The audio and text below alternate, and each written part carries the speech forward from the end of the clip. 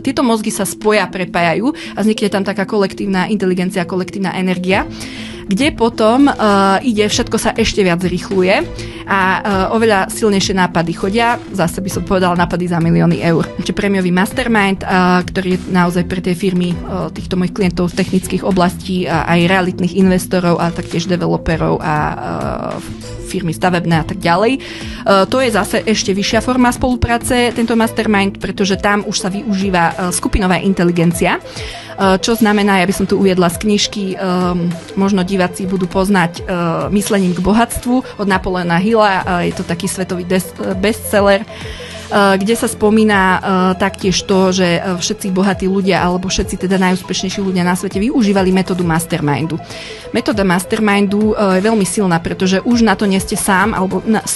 sami so svojím mozgom, ale tieto mozgy sa spoja, prepájajú a vznikne tam taká kolektívna inteligencia, kolektívna energia, kde potom